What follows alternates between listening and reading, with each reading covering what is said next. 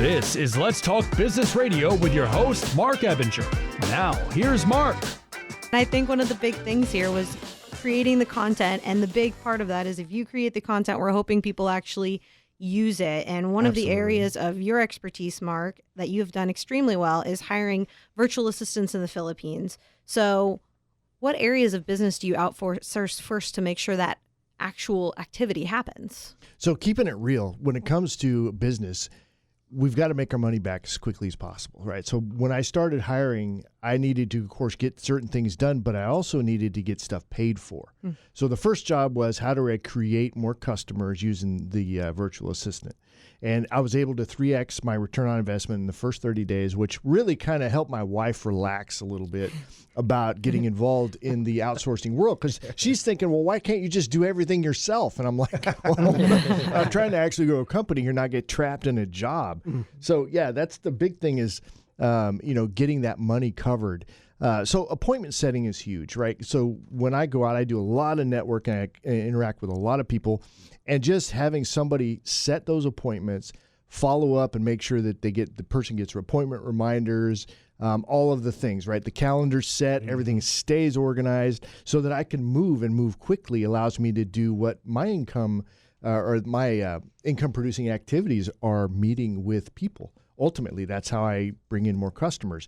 And if I'm being slowed down by the whole process of managing a calendar, it is a huge deal for me when you do as many appointments as I do. So that was really a big thing for me, was just getting ROI and getting my appointments taken care of.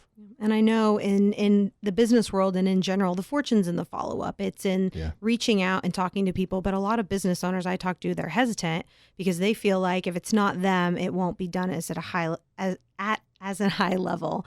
Where do you see virtual assistants fitting into that? So first thing is, I believe strongly that if you are going to build a company, that you cannot be that customer service representative. As much as we'd like to, if you have anything, you can call me anytime, day or night. I don't sleep. I'm here for you.